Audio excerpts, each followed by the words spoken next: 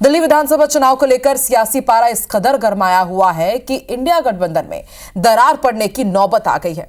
कांग्रेस को झटका देते हुए समाजवादी पार्टी और टीएमसी ने आम आदमी पार्टी को समर्थन देने का ऐलान कर दिया है। इंडिया ब्लॉक में हुए इस ताजा घटनाक्रम से बाकी साथी खुश नहीं हैं। एनसी नेता और जम्मू कश्मीर के सीएम उमर अब्दुल्ला ने इंडिया ब्लॉक की नियमित बैठकों की मांग की है। इसके कार्यक्रम एजेंडे पर स्पष्टता की जरूरत बताई। देखते हैं रिपोर्ट।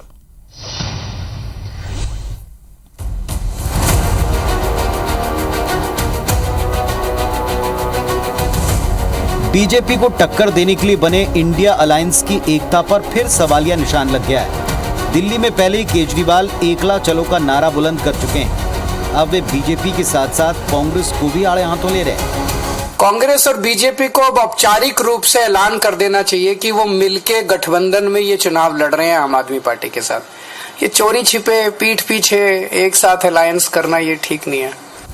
केजरीवाल के इस बयान से इंडिया गठबंधन में दरार जरूर पैदा होगी।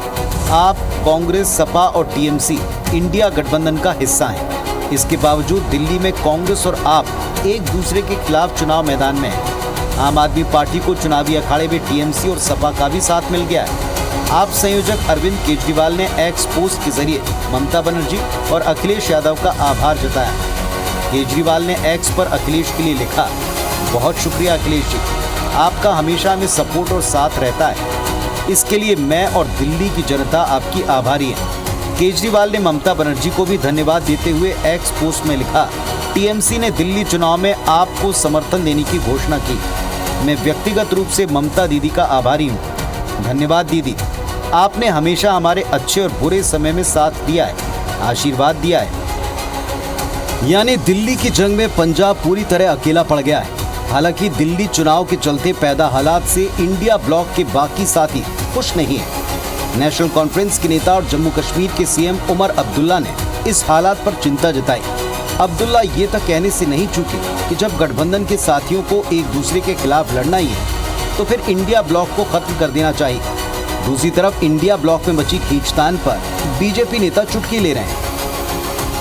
बदकिस्मती की बात यह है कि क्योंकि इंडिया ब्लॉक की कोई मीटिंग बुलाई नहीं जा रही है तो इसमें कोई क्लैरिटी नहीं है, ना लीडरशिप को लेके, ना एजेंडा को लेके, ना आगे क्या हम रहेंगे या नहीं रहेंगे इसको लेके।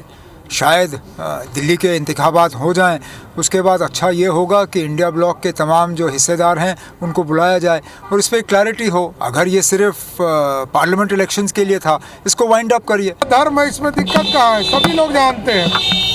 कांग्रेस पार्टी अपनी चिंता करती है, राष्ट्रीय जनता दल अपनी चिंता करती है और आप पार्टी अपनी चिंता करे। इसलिए सबको भारतीय जनता पार्टी और एनडीए मिलकर हराने का काम करेगा। वैसे पहली दफा नहीं है जब इंडिया अलायंस की एकता को लेकर सवाल उठे हों। लोकसभा चुनाव के बाद से अब तक के घटनाक्रम पर नजर डालें तो हरियाणा चुनाव में भी आप और कांग्रेस अलग अलग लड़े थे।